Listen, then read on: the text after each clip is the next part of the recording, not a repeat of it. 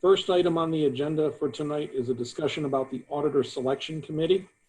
You should have all received a memo in your packets from CFO Ashley Gossett. I will turn it over to her to talk to you a little bit about what the changes in state statutes are and some of the direction that we're looking from council on tonight. With that, Ashley, the floor is yours.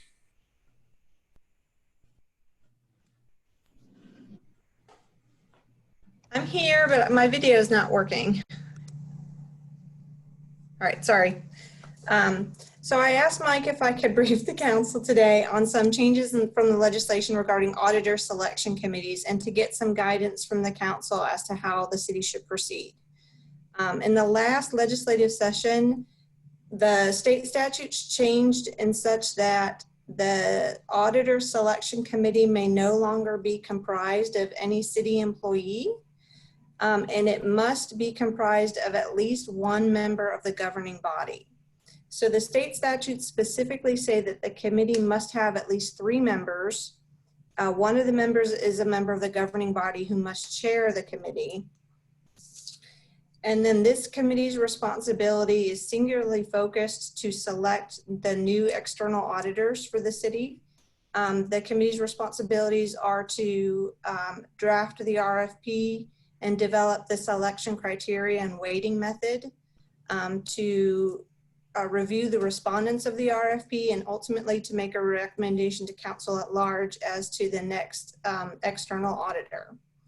So the guidance I'm looking for is how does this council want to move forward in comprising the committee? So I've done a little bit of research on cities that have already proceeded, and it seems like there's kind of a variety of approaches. For this council, you guys can choose to all be a member of the committee, or to have members opt out of being part of the committee, or for members to opt in to be a part of the committee. And then to seek citizen advisors to sit on the committee, preferably those that have backgrounds in accounting, government finance, or CPAs. And then what method do you want to appoint those members to the board? So the committee itself, you know, it's a short-term assignment, and if possible, like if we engage a new auditor, the contract could be for 5 or 6 years. So this committee might not need to meet past the award of the initial RFP. So the recommendation that we would have would be to dissolve the committee after 1 year, just to see if there's problems with the auditors that have been awarded the contract. The committee might need to reform to award to the next one. But if the agreement is in place and it's been a satisfactory agreement, this committee might not meet but once every 5 or 6 years. So I guess the direction I'm looking for is, what method do you all want to move forward with in terms of forming the committee, the composition? How many members do you think would be appropriate? How will the members be appointed? So that, I guess that's the first part of the discussion. And I've got a little bit of research from other cities if you want me to go through it. But I guess I'm looking for some guidance from council. Why don't you just take a couple minutes to tell us what the other cities are doing and give us a template? How's that? Sure. So I talked to the city of Cocoa Beach. They recently formed their committee, and it has 3 members. And the way in which they went about it is the mayor volunteered to be on the committee and brought forward 2 citizens to the rest of the council that had background that would be applicable and helpful to the process. And the council just voted to form it like that, with 3 members, 1 member being the mayor and 2 members being citizens. I looked at the city of Temple Terrace. They're a little bit more formalized, but they still only have 3 members.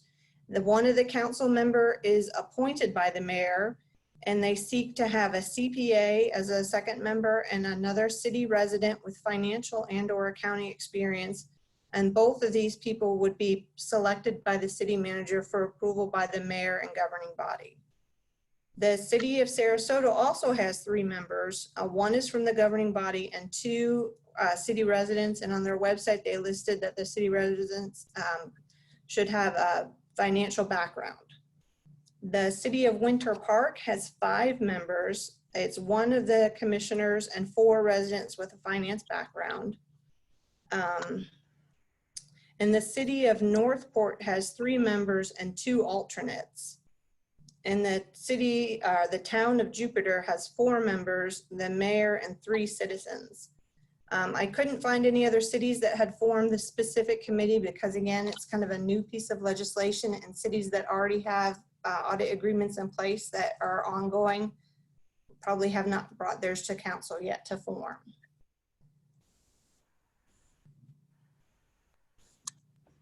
What are your thoughts, everybody?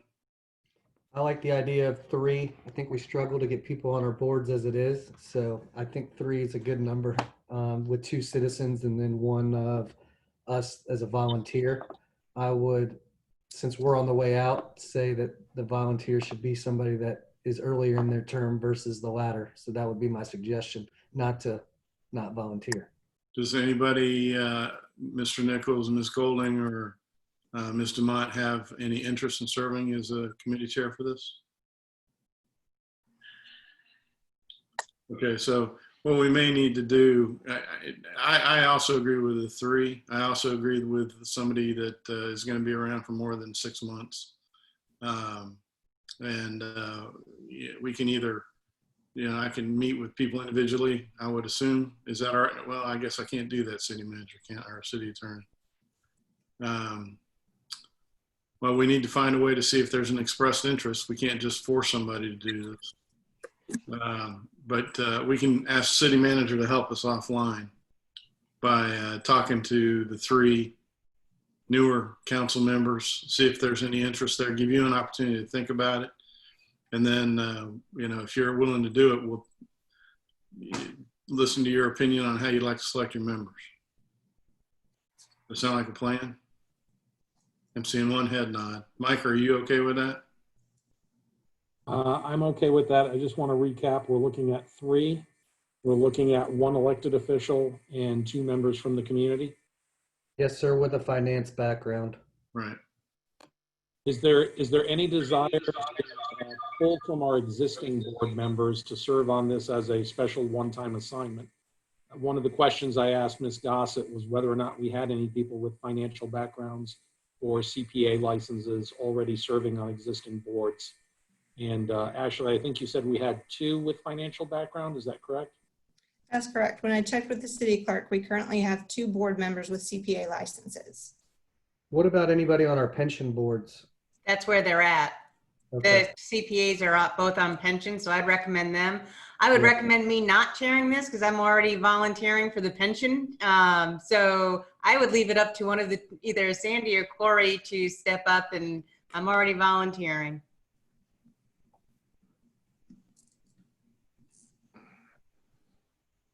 I mean, I'll do it too.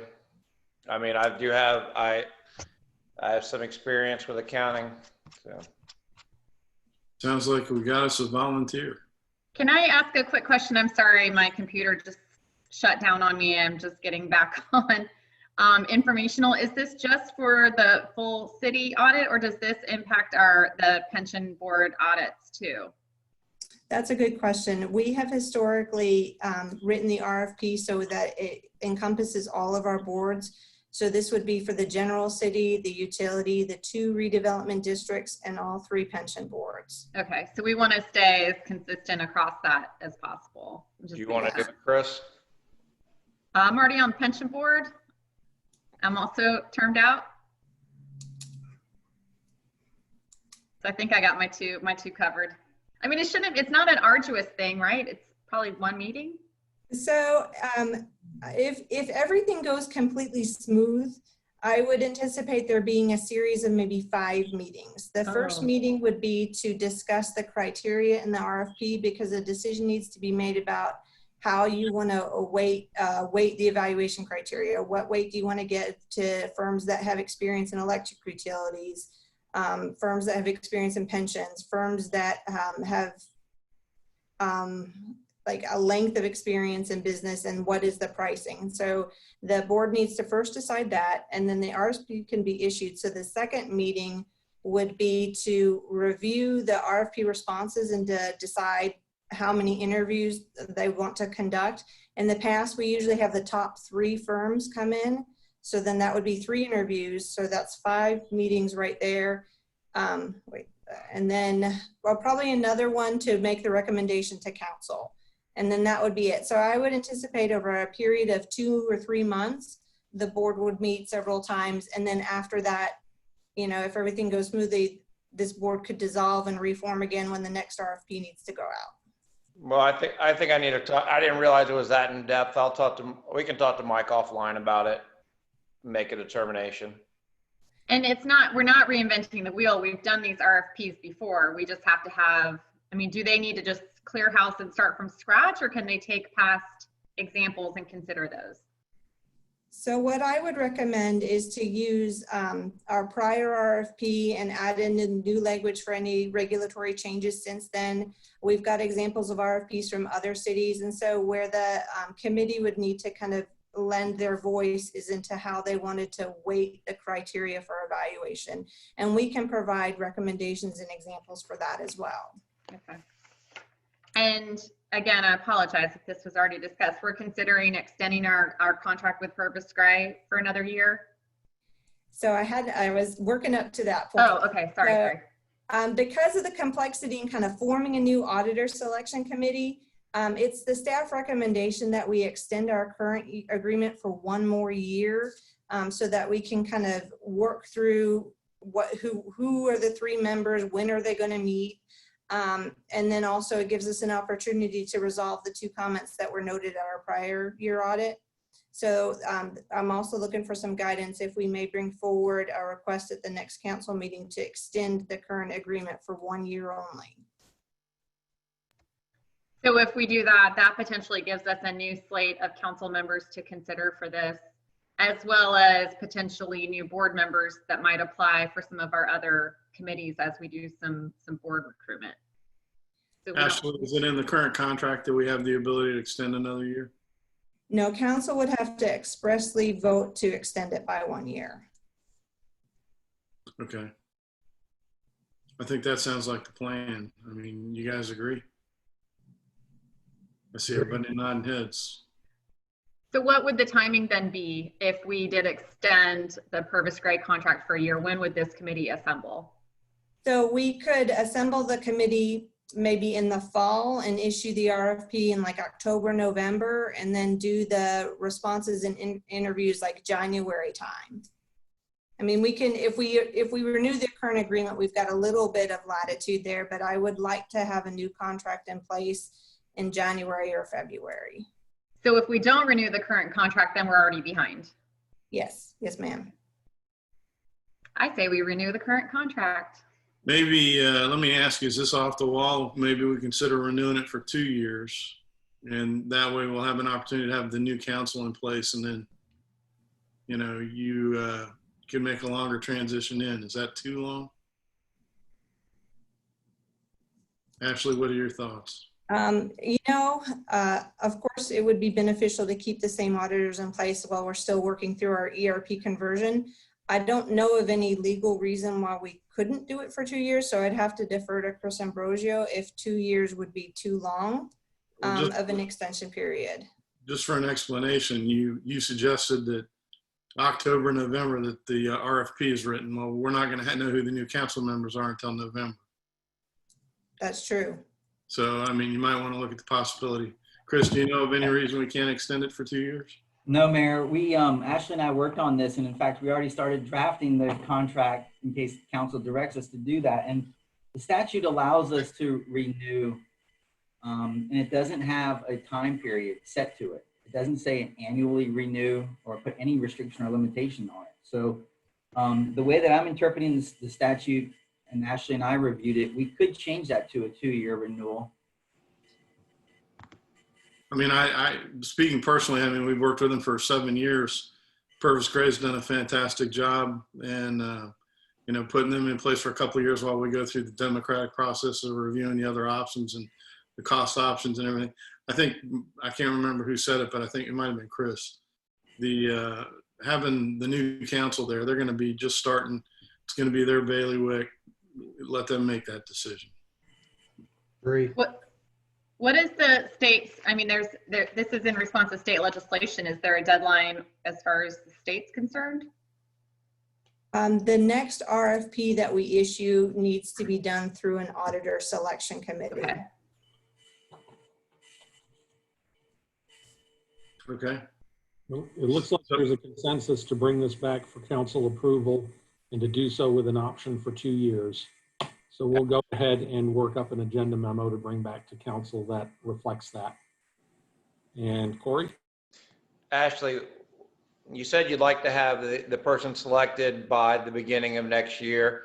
When is actually the date you would need to have them selected? Are you allowed some overlap in those terms, or when would the current term end if we added a year? If we get the new people in mid-November, you're already going to have an RFP that you're writing up. We can develop the team while that RFP process right before we put that out. So, I mean, it doesn't really take more than 2 to 3 months to get a selection from an RFP, correct? Correct. Yeah, no, with this RFP process, because I think the committee would want to do interviews, I would err more on a 3-month timeline from the issuance of the RFP to the delivery to council for adoption.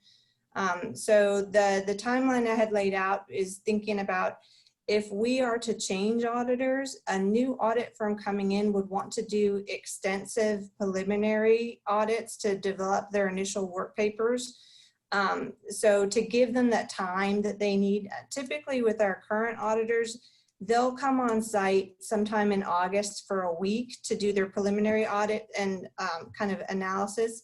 And then they'll come back in December for 2 weeks to do the final audit and preparation of the financial statements. If we switch firms entirely, I would imagine a new firm would want to come in the spring and spend a couple weeks in the spring developing their new work papers and going through the previous year's audit, previous auditors' historical file to incorporate into their own. So if we had them on board by April, that would be sufficient? Yeah, I think it might be a little tight if we get them on board in April. They'd have to do their own scheduling. And so if we know in January who they're going to be, they can then start developing their team and schedule when they would be on site in the springtime. So I'm reluctant to say April is enough time. Okay. Do we have any performance concerns with Purvis Gray at this point? I do not. I feel like they're thorough in their process, but I don't know that I can give you a completely unbiased assessment. They've been very good to work with, but I think that they're also very diligent in the work that they perform. Okay. With that being said, it might be better, rather than coming in with a proposal for a 2-year extension, about a 1-year extension with an option for a 1-year renewal. So that way, if the new council wants to go in a different direction after the 1 year, they can choose to do so, or they could choose to continue for 1 additional year at their discretion.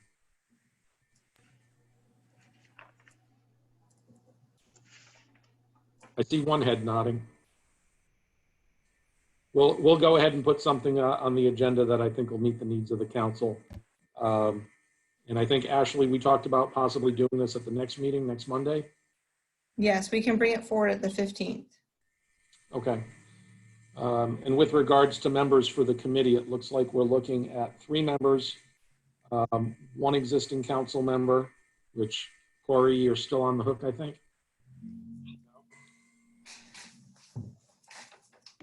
We could talk offline between me, you, and Sandy. Yeah, I'd be happy to talk with you further about it. I'd just like to get a little more information because, you know, it's something I need to try to figure out how I fit it into my schedule. Gotcha. And with the 2 other members, we're looking at 2 other citizens to fill those spots. Is there a preference to start with our board members first and then go out to the public, or just go directly to the public?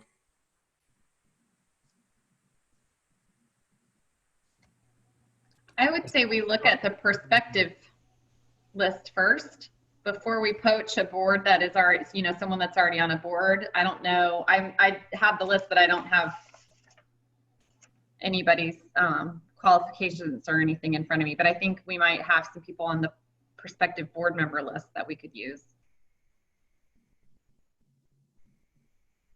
Phil, it looked like you wanted to say something. If we were to use the ones from pension board, they'd have to remove themselves from the pension board. And that's kind of sad just because they're trained on that. And for this to only be a 3-month board, I'd see that as somewhat problematic. Yeah, I didn't know they'd have to only be on one city board. So I think I would agree. Let's try to reach out for other financial individuals. And it's a relatively small commitment. This isn't something that they have to meet monthly on throughout the year like our other board members. So this could be something we could just ask a favor of a few residents that we know with financial backgrounds. Yeah, we only need 2 people. I don't think this is a huge blast email or anything. I think we can just think about our own context. And they have to be a Jacksonville Beach resident, I'm assuming? That's a choice you all can make when we form the committee. You can look at Jax Beach residents, or you can look at utility service territory. Okay. Yeah, I don't think this is going to be hard to fill. I think pension board would be much harder to replace with quality candidates, and this one will be to fill. Ashley, does that give you the direction you're looking for? Yes, that does. So we'll bring forward an extension at the next council meeting, and then maybe later in the summer, we'll bring forward the resolution to form the audit selection committee itself. If not, staff it this summer. Maybe look to staff it later in the fall, winter. And it sounds like you and I will have some offline conversations with Corey and Sandy. Okay.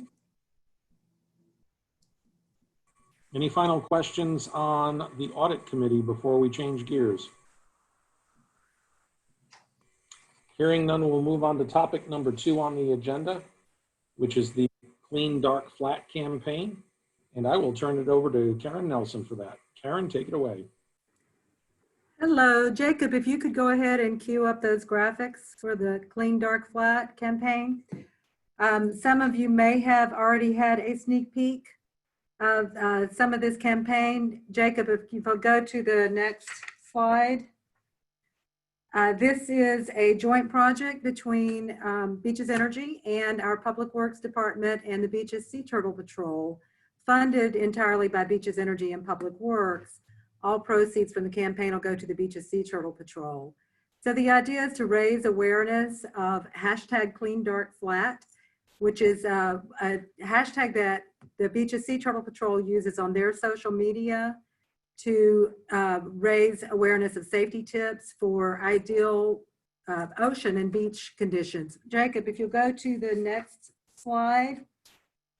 It's a little bit more descriptive as to what Clean Dark Flat means. Clean refers to keeping the beaches free of litter and personal items. Dark, of course, refers to the lack of lights or low lighting at night during along the beachfront during hatching season. And then flat is reminding beachgoers to fill in the holes that can trap turtles. And that's not just little holes for little turtles, but those big holes that we dig in the sand need to be filled in. Those can also trap even the large turtles. Jacob, if you go to the next slide. This is a little bit of a description of how the campaign is going to work. We're going to engage the local coffee shops. Those that choose to participate with us you can go into the coffee shop and order a Clean Dark Flat. You can get whatever coffee you like and have for a $10 additional $10 donation, you get one of these awesome coffee cups. And the sticker is a decal that you can put on your car or backpack or whatever to promote the Clean Dark Flat campaign. So all proceeds from the mugs, from the sale of the mugs, will go to Beaches Sea Turtle Patrol. Jacob, if you'll flip to the next slide for tactics and timing. We're planning to launch the campaign on July 1st. Initially, we wanted to launch it on May 1st at the beginning of sea turtle season. but obviously with COVID-19 and the business closures, we weren't able to do that. So our new target date is July 1. We'll have in-shop displays in the participating local coffee shops, and we'll supply the mugs. We'll promote the campaign on Beaches Energy and city websites and social media, on the Beaches Sea Turtle Patrol social media, and we're going to include statement stuffers in our customer bills for Beaches Energy. Jacob, the next slide has a picture of the statement stuffers. And then the following slide is this is a beach access sign. Our Public Works Department is going to be placing these at the end of this month to coincide with the July 1st launch date. These are 12 inches by 6 inches, and they're going to be placed right underneath the existing Beaches Sea Turtle Patrol signs at all of our beach accesses. And then Jacob, the next two slides are just additional images of some of the graphics. These are counter cards and posters that we'll be placing in the participating coffee shops. And then Jacob, that last slide just has a full page graphic design. The total cost of the project is $20,670. 12,000 of that, or just about 58%, will be funded by Public Works, and $8,670 will be funded by Beaches Energy. So that's it. That's all I have, unless any of you have any questions.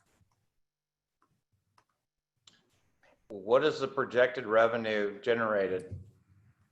You know, for me to even make a wild guess, it would just be a wild guess. All proceeds are going to More than the $20,000 cost? The $20,000 cost, a lot of that is going to be for signage. And of course, for the city's contribution, we're taking the money out of our Beaches Energy promotional campaign for the city's contribution to raise sea turtle awareness. The $12,000 from Public Works is primarily for the signage. And again, that's Public Works is obligated to the Department of Environmental Protection for a project this is one of the projects that fit the criteria to raise awareness for Sea Turtle Patrol. Who's buying the mugs? We are buying the mugs. That's what our dollars go for the mugs and all of the promotional posters, items, decals. I think it looks great. I think it's a good idea and worth a shot to see how much money can be raised. See how much money can be raised for the Sea Turtle Patrol. This is the city's contribution. My only concern is the signs that you're talking about putting at the beach accesses. 12 inches by 6 inches don't seem very big for people to be able to see the information. And I mean, people aren't going to see it. Well, they're going to, I don't know if you can see this, but this is one of the actual signs, and they're going to go directly under the already existing Sea Turtle Patrol signs. So this being the bright yellow, you know, we're counting on that to grab their attention. They're already looking at a sea turtle sign. So this will just be in addition to that already existing sign. Yeah, I'm still concerned it's not going to be big enough, but yeah. Well, it's a start. We'll see how it goes this year. You know, we want people to become familiar with this clean, dark, flat image, and that will be the branding. Hopefully this will be something that Beaches Sea Turtle Patrol can use going forward in future years. And if people can recognize this brand, then that will help in being able to spot that wherever it is. I think it looks great. I share, well, two concerns. One, I don't drink hot coffee, so I would never buy a coffee mug, but I'll make my $10 donation. And I do think the signs are a little small, but I appreciate the effort and the fully coordinated, kind of multifaceted campaign. And the creative is our property, not Beaches Sea Turtle Patrols, but I'm assuming we have an arrangement with them that they can use it as they wish. We haven't gotten that far yet. Yeah, okay. We teamed with our marketing team, Shepherd, to develop the brand, and it's at this point, this is the property of the city of Jacksonville Beach with the understanding that any proceeds are going to Beaches Sea Turtle Patrol. Gotcha. Cool.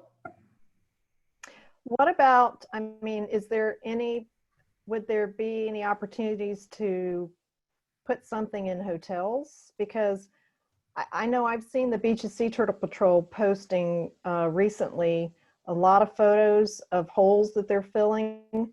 I've heard too of a Neptune Beach police officer that someone told me they saw he stopped on the beach and filled a hole. So I think we would have a great opportunity to educate our guests that come to the community that when they're out on the beach and they're playing in the sand, that they need to be doing that. I think that's a great idea. I don't see why we couldn't incorporate that and perhaps have the hotels partner with the coffee shops to do a little advertising. And certainly those displays that you're talking about putting in the coffee shops, we could put on hotel counters, you know, concierge counters. Yeah, maybe with a or list whatever. of participating coffee shops. Mm-hmm. That's a great idea. Anything else? Okay. Thank I you. do think it looks great. You guys have Thanks. done a great job. Shepherd has done a really great job for us. The graphics, I think, are just going to be really great. Mm-hmm. Queen Dark Flat is a wrap. We'll jump down to item number 3 on the agenda, which is the CRA TIF reduction. Bill Mann, if you'd be kind enough to activate your camera. The purpose of just to give an update to council, I will turn it over to Bill. Okay, I'm here. I'm back. Basically, what I'm fixing to tell you is the outline of the staff memo I'm working on now, because this ordinance for TIF reduction, I do believe, is on the agenda for next Monday for first reading. So forgive me if I'm looking away from the camera and looking at my notes. Basically, unlike the downtown development plan, which has been modified several times since the original plan was come up with in 1987, the South End plan has developed based on the original approved development order and DRI. It's a giant development permit, if you will, for large tracts of land. So that process began in 1989 and included both of the shopping centers on either side of Butler Boulevard. Riptide was our first residential subdivision. And if you can think around that general area with South Beach Parkway as a spine, all of those residential developments, the commercial development with World Market and Pier 1, all of those were components of the land use plan that was set out in that original DRI. That's the first concept. In 2012, we actually rescinded the development order for that DRI, evidencing the fact that the DRI was essentially built out. We came up with a master plan. We got development approval for it. We built that project as was originally envisioned. We met all of the mitigation conditions. So the DRI, the development order for that DRI, was rescinded in 2012.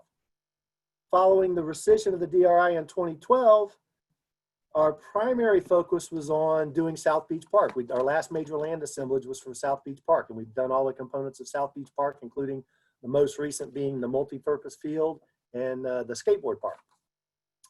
So in 2017, council also passed a resolution amending the South End redevelopment plan, similarly with how they did the downtown plan, to add specifically the maintenance of TIF funded improvements as allowable expenses within the South End plan.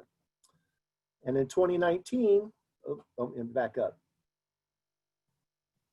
Okay, go up to last year, the year-end budget modifications for the redevelopment districts. In 2019, the CRA approved the year-end fund balance appropriation for the South End district.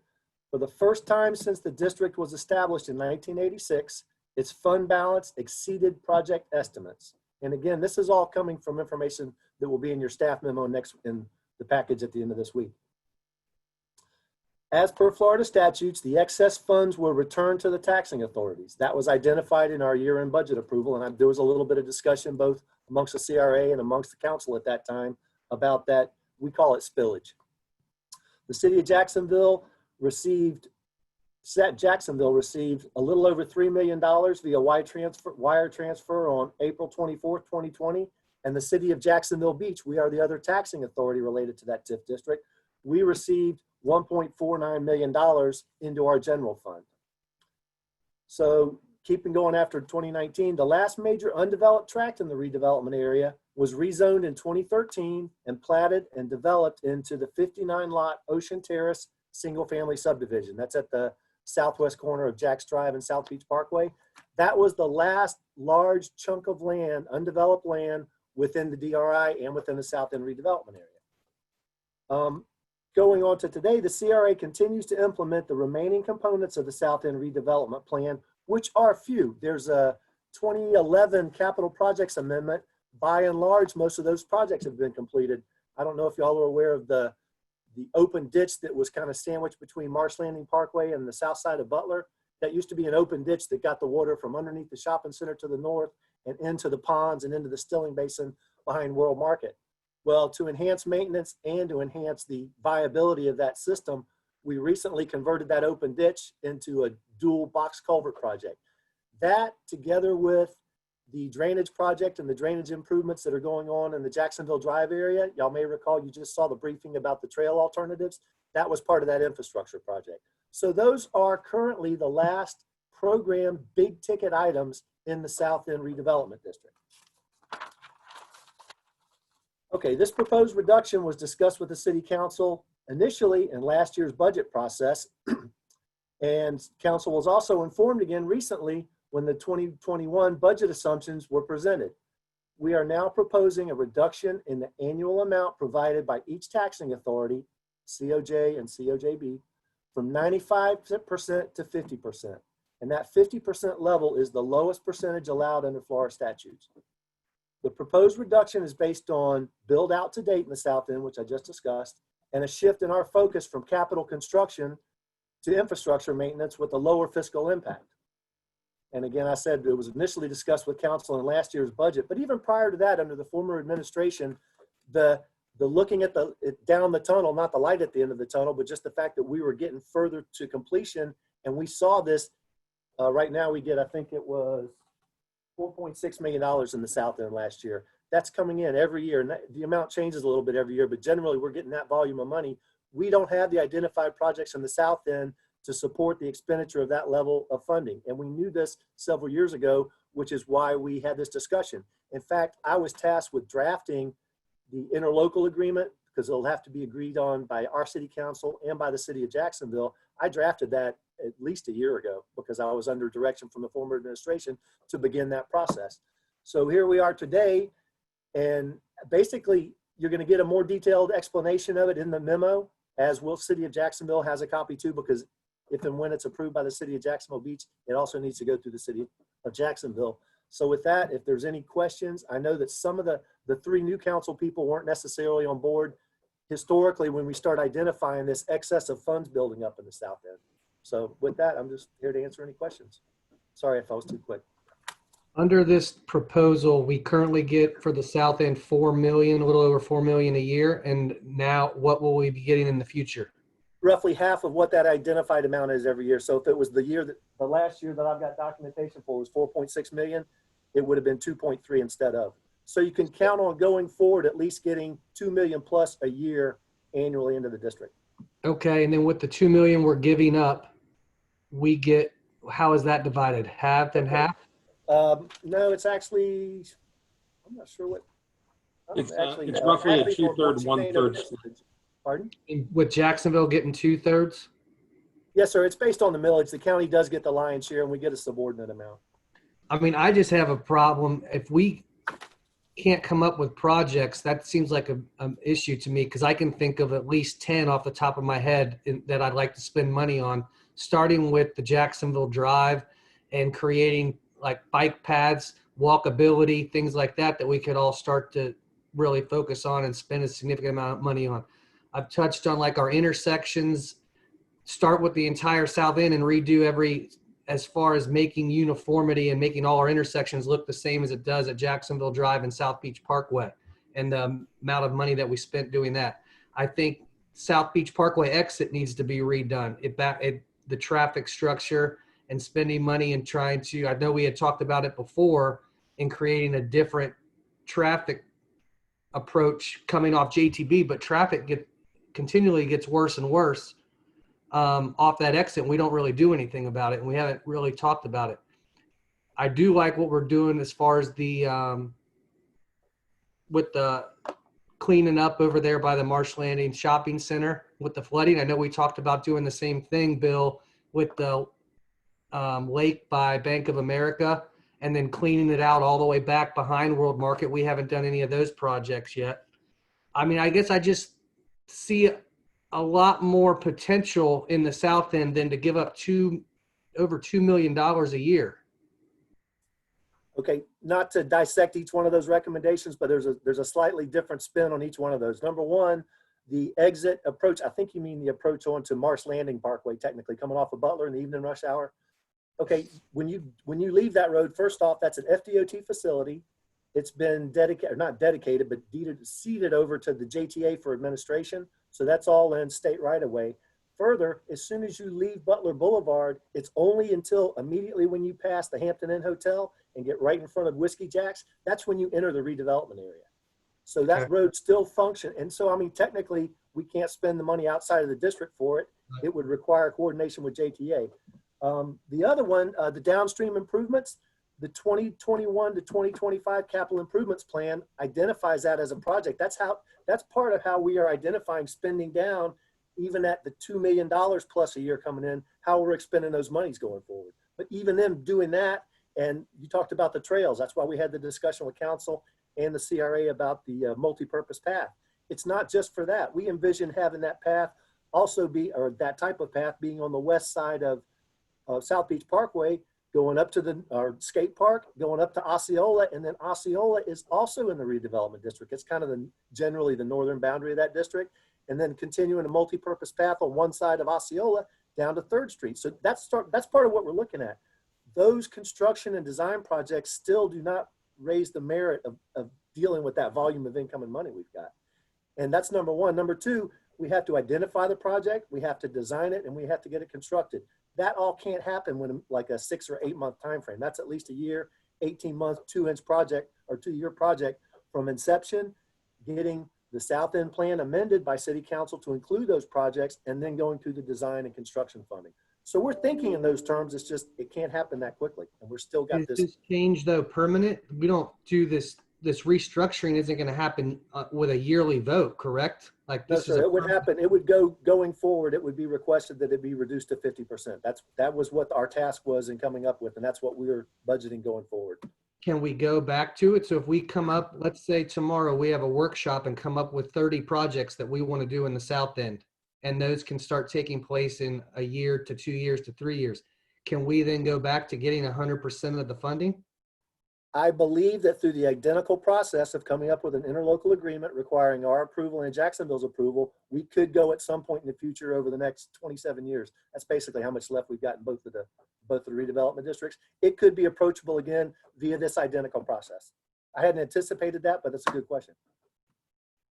It would be automatic, but for a new interlocal agreement saying, hey, guess what? There's been unforeseen circumstances. We now have the need within the district to come up with these additional projects. But that's what it would take. It would take going through the process of both councils agreeing by ordinance and then both councils signing on to the interlocal agreement that reduces that TIF money.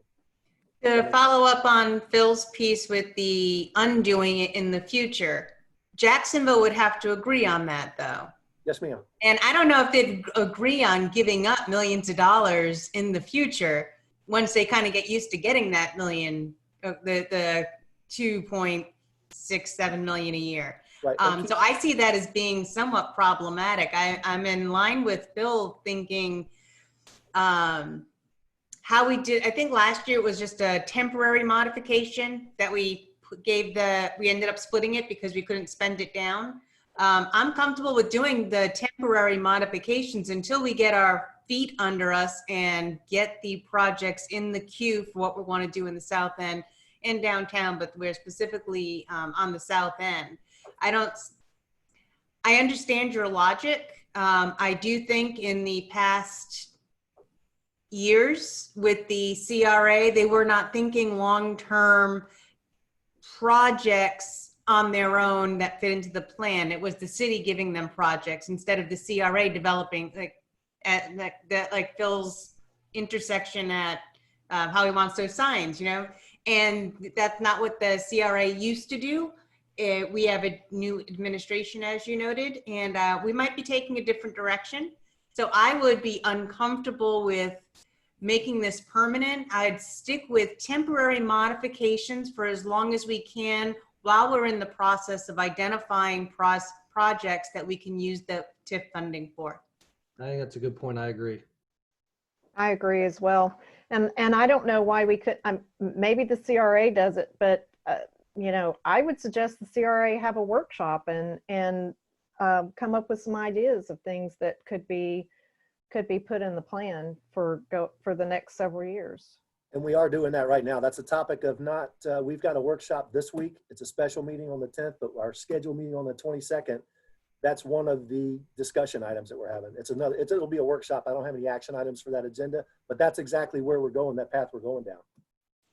Well, since you said path, I'm just going to put this in there really quick because you said the word path. If we have so much money, why couldn't the multi-purpose paths have gone to the north? The CRA decided that it goes to the south, so it's going to the south. And we spent way too much time talking about it, even though it wasn't what we should have been talking about. But if we're looking at it as a whole, as we should, this is why we have some problems. But you said path. Sorry. No, that's fine. But to the point, we're taking the opportunity to do this Jacksonville Drive project, which is part of an infrastructure project where the roadway is going to be turned up. It's an add-on item. It would just be the first facet or the first increment of what we hope would be a longer Jacksonville Drive project.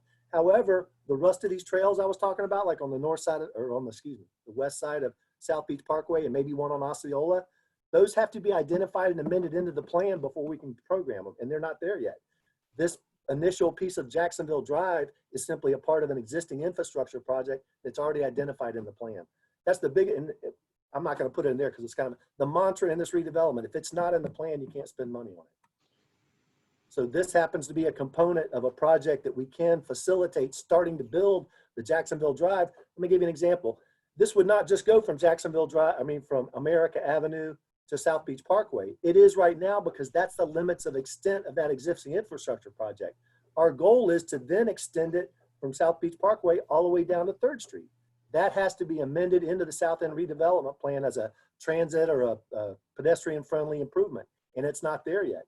Once we have this meeting with the CRA and we identify that, we will be coming to the city council for a formal amendment to the South End plan to incorporate this plan and several other items or several other interesting ideas that they have. For instance, the utilization of the vacant lot, Jimmy Kelly's property on the southwest corner of Jack's Drive and South Beach Parkway.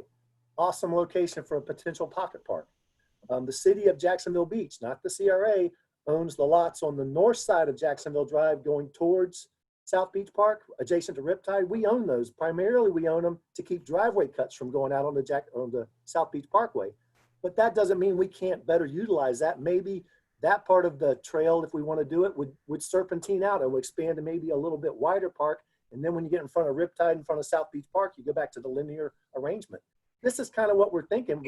Everything you're saying, Bill, is nothing new. I've been hearing this for years. Why isn't it in the plan? If I've been hearing it for 5 years, it should have. We're not where we should be. Which brings me back to we should just be reducing our TIF funds temporarily until we actually get stuff on the books in the plan and not just be talking about things like we've been doing for a long time. Okay, no, I understand that. I'm not aware that that specific connectivity has been in the plan for that. I mean, I'm not discounting what you're saying, but I'm not aware that it's been an idea in the community for that long. I know there was, the former director had an idea about activating the drainage easement that's to the immediate east of Ocean Cay and Paradise Key. But it's a shoulder on top of that long ditch that drains all the way from Osceola that helps get the water down to the south end. They talked about putting a multi-purpose path back there. Well, but then when the development of Paradise Key came in, that basically ended the trail before it could get to its ultimate destinations, which is Jacksonville Drive. And that's not really a high visible area. So there was some concern that that could be a crime area because it's kind of between people's backyards. It'd be like putting a multi-purpose path in the alleys between a residential neighborhood. So I'm aware of that component, but what we're talking about now, I've just initially discussed that with the city manager in the last couple of months. So. But that's what the CRA is actively thinking about now. They understand that there aren't identified projects They're trying to find out what we can identify to reasonably go forward and help spend some of this money that would be spillage. But even with that, and actuarially, we've got an excessive amount of money coming into the south end for whatever reason, which is why this came up. Before we go down the roadway of identifying very specific projects, because I think that's a completely different conversation. Mike, can you just give us an overview, just a brief one? Because I mean, obviously the CRA is really to, the main purpose is to get rid of blight. And I think that the South End has really done a good job. And I think there's been some questions at the state level about CRAs functioning properly to meet their goals and stuff. Do you have any comments on that? You know, that's a good comment. I think that the projects that we ultimately do identify going forward within the South End CRA, as someone told me earlier today, they need to pass the Sam Donaldson test. They can't be just frivolous projects where you're building monuments to nothing. They should be achieving something, whether it's an improvement in transit, aesthetic beautification, functionality of intersection, whatever the case might be. One of the things that I wanted to throw out to council is that when I got here about 18 months or so ago, the city organization was already on a path of reducing the TIF within the South End CRA. And I know Ashley's still listening and she's got her camera turned off, but she's probably sweating a little bit in her office because part of the long-term projections that the city had made financially assumed that there would be a reduction in that South End CRA and that revenues would be coming from the South End back into the general fund for use in other portions of the city and for other services. Oh, there she is. So with that being said, if the council's desire at this point in time is to not proceed with an actual reduction in the TIF, I'd like a little bit of time for Ashley and I and Karen and Bill to go back and take a look at what the fiscal impact might be if we delay that decision, both from the perspective of giving an annual give back like we did last year with the large amount that Bill was talking about, as well as what the long-term impacts would be to us if we did not do any reduction whatsoever. I think Ashley's original projections before the state legislature changed their wording was to take it over a period of time down to 25%. And now the state has a bottom floor of 50% that you cannot go below. So with that being said, what I'd like to do is maybe Bill hold off on bringing this item forward next Monday and allow the four of us to regroup a little bit with the financial impact. I don't want to make this decision in a vacuum where we all say, let's not do it. And then we find out that we're in a financial crunch within 12 to 24 months. If we end up in a one-year situation of give back again to both the city of Jacksonville and the general fund, so be it. But it sounds like this is a much larger discussion based on what I'm hearing from council right now. Right. The biggest point is this would be a memorialization of the reduction, whereas otherwise, accounting wise, we will, if we have an excess, it will have to be spilt over. Some level would have to be spilt over to the city, both cities. And you're right, it's not just COJ, it's a city of Jacksonville Beach. So that would be the alternative, is if we go status quo forward, just be aware those overages may be identified at each year end, and we may be writing that check in January of each year, but for a variable amount and not that set 50%. And again, you are correct. The original programming before the legislature capped it was to go from 50% to 25% and gradually sunset that tip. But it was a recognition of basically the built out nature of the South End DRI. So, and all of you have good points. I'm not discounting that at all. I'm just trying to give you the past direction as to how we got here where we are right now. So can I just want to say, you know, we're trying to wrap up this topic, but I haven't had a chance to speak yet on, I can see the benefit of putting the general tax revenue to work in other parts of the city that haven't gotten the same amount of attention as South End CRA. So I'm actually not opposed to this, but I want to feel very confident that we have done all of the big ticket projects in the South End, and I do not feel that confidence among my colleagues, and I also didn't feel that confidence when I watched the last CRA meeting. So I don't want to, if we go down this path, I don't want in 3 years when something needs to be done, we don't have the money. Well, we do have the money, and we just need to decide how we're going to spend it and how aggressively we're going to be there.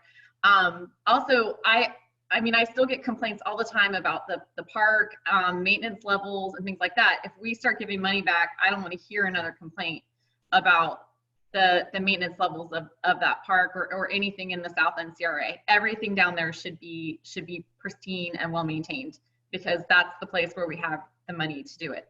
Right.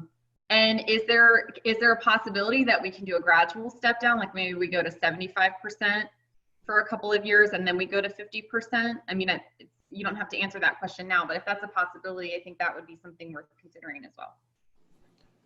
Again, I think that we need to look at the financial projections, and then just as importantly, see what the CRA comes up with over the next couple of months for long-term capital projects before that transition is made to an operation and maintenance perspective. Bill, the project on the south end with the box culverts that we made those changes to, that's ongoing right now. Yes, sir. Decent sized piece of property. What's going to go on top of that? Seems like, I don't know, you could potentially use it for a park or something. I mean, it seems like it's a decent sized piece that could eventually be used for some benefit to the public. You're talking about literally the cover over the culverts that used to be that open ditch. Well, just keep in mind though, that's just the area that's sandwiched between the south side of the Butler right of way and the north side of Marsh Landing. So if those two rights of way are coterminous, we're talking about doing that type of work within the DOT right of way. So it would just require coordination with them. And I can give you spatially, I can probably get you a little bit better idea about what that area is. I mean, okay, but we're going to at least do some kind of planning. It's not just going to be grass. Is it just going to be grass? Yes, sir, because even though it's a box culvert, it's still going to require some level of vertical maintenance. And I'm not sure if it's via, just vertical manhole access or not, but at some point they're going to need access either over it or adjacent to it. So there may be a small maintenance easement on either side of it. Okay. But I can look at, we've got the construction drawings. I don't have a working knowledge of them in my head right now. Is your workshop with the CRA to discuss ideas? I mean, can we get more input? Because I don't know when this transition to do away with these funds started, but every time this has come up, I've talked about coming up with ideas to spend that money that we shouldn't be giving it to Jacksonville. So I don't know when this discussion happened, at least while I've been on city council, and would have never had my support, because I've always preached the mantra of go to other cities. Palm Coast, you go to Palm Coast and look at the beautification and the things that they've done when you go into their city. You don't get that when you come into Jacksonville Beach in the South End. So I just think of different things like that, that probably other members of the community have been to different places that have some quality ideas to increase the beautification or things to do for the public that we haven't even considered or had a brainstorm. There's never been an opportunity where we've all discussed potential ideas or things that we could do as far as spending this money. We've just kind of maintained what we've had. And I just think that that's a problem. Right. Well, and I'm not trying to explain that because it's a history of probably at least the last two seated councils. And, there's a gradual overturn every 2 years, but it's because bigger projects were going forward. The Ocean Terrace subdivision came in, South Beach Park, the skate park, the new multi-purpose field. But even like the skate park improvements, the skate park itself is about a $2 million improvement project. That was half of 1 year's funding. And that was a major project for us in the South End. So gradually those big projects have just stopped. I'm not saying there aren't other identifiable projects. And if each one of you, when you get the documentation for this year's capital improvements plan, you'll see where some of those big projects still remain, like the downstream clearing of the South End stilling basin, that discharge, that's in the plan. And that's a big ticket item, but that just takes care of it for 1 year. And the level of magnitude doesn't equal the level of magnitude of payment coming in. I understand that. And I do like Chris's idea of spreading the funds out if we can, but I think 50% reduction just seems pretty aggressive. Sure. No, I understand. And again, this was an administrative directive we were given to go on these. And I believe financially budgeting going forward each year cycle, in each year's cycle, we have counted on, because we were directed to count on those levels of reduction in the South End. And one thing I'll tell you, so Ashley doesn't have to tell you, we have to be mindful of whatever we build down there 27 years from now, it ceases to be able to be maintained by this extra multi-million-dollar in stream we get into every year, and it's back on the city to maintain. So, and that's key in both districts. We need to all be mindful of that. At some point, the TIF money will go away, and the increased level of expected maintenance is going to fall on the burden of the city that doesn't have that tax increment revenue anymore. So it's just something to think about. Keep in mind too, one piece of the puzzle is Before short-term rental, CRAs were the big anti-home rule target by the legislature for almost 3 years. Then, whatever we do, we're going to be watched very, very carefully. So we need to make sure we're doing things the right way. I just have one question, and I guess my question would be the things we don't see, like infrastructure type stuff. And I think that's stuff that we need to make sure that we're looking at too, because I mean, I know at least up here on the north end, we've got a lot of stuff underground that's needs to be replaced. So, I hope that we're looking at that in the south end too, so that we make sure that everything that's underground is like as new as it possibly can be, and use as much of the money that we have for that as well. Right. Except for our newer subdivisions back off of Kings Road, the stuff on Keith Roberts' old property at the very northwest corner of the city, the balance of the city north end, the development is a lot of it's from the 50s and 60s. So it's in dire need of maintenance. That was kind of the logic, and I'm not trying to speak for the prior administration. That was some of the logic in getting some increased revenue stream into the general fund, so those areas could get maybe rehabbed sooner rather than later. Whereas in the south end, I mean, I started working here in '94. The Home Depot shopping center was Kmart at the time, but that shopping center had been built. Riptide, the first subdivision, had just been completed, and they had literally cleared all the property for the Target shopping center. So all of that is 25 years old, and that's well within the initial cycle lifespan of most infrastructure. I mean, Corey, I think, would back that up, of most infrastructure. Whereas in the balance of the city, we're dealing with some of this stuff's 40 and 50 and 60 years old, at least. So it's a different level, but I think that was some of the thinking before about, well, it's not just giving up the money. We're also getting general fund revenue with a lot less string tied to it. Now, granted, a smaller level, but that's what I was getting about the maintenance at the end of the 2047, when both the districts go away. Everything we've maintained, everything we've built up to a certain level will now fall back on whatever the public works and the normal city maintenance levels for everything. It'll all be an equal slate. So, but that point's not lost on me, believe me. Council good with a postponement on this item until CRA does their project analysis and we look at the fiscal impact? Okay, give us a few months on that. Thank you. With that, we'll move, thank you, Bill. With that, we'll move into the last item, number 4, Lakeside Drive Gate. And Chris Ambrosio wanted to give you all an update with regards to a modifying resolution that he's working on. So at the June 15th, at the June 15th council meeting, I was going to bring to the council an amended resolution or a resolution to amend the initial resolution that council adopted with respect to the Lakeside Drive Gate. And the purpose of doing that is just to incorporate within the whereas clauses and also to make it clear and finalized in that new resolution the findings that Steve brought forward to the council when asked to look into and work with other departments, including Public Works and the Police Department and Jacksonville Fire Rescue, to determine what type of gate, finally and forever, which one is needed. Is it a manually operated gate, the logistics and use of a electronic gate? And ultimately, that group came back with unanimous instruction to Steve that they only need a manually operated gate. And it would not be necessary to have an electronically operated gate, and it would not hinder them their ability to provide their services if there was a manually operated gate. So I wanted to incorporate that into a final form resolution once and for all, and then also just add a couple of whereas clauses that speak to the low-speed vehicle additional research that I did for the council.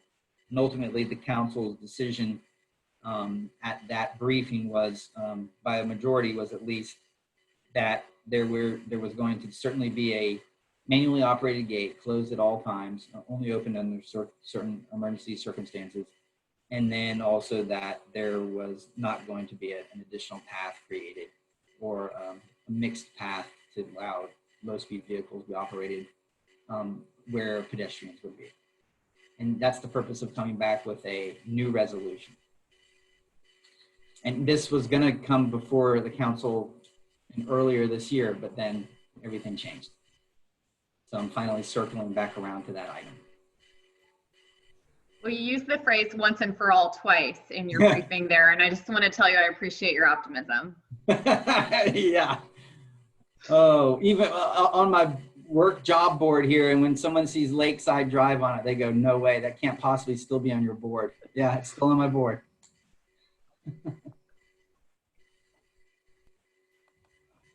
And that's all. If anyone has any questions, I'd be glad to answer any questions.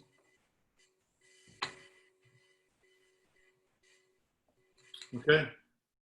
Hearing no questions, that wraps up the 4 items we had for council tonight. Thank you, Mike. Thank you, staff. Appreciate everything. And council, thank you very much for your time, and appreciate all the hard work. Have a good night, everybody. Good night, Good night, everybody. everybody.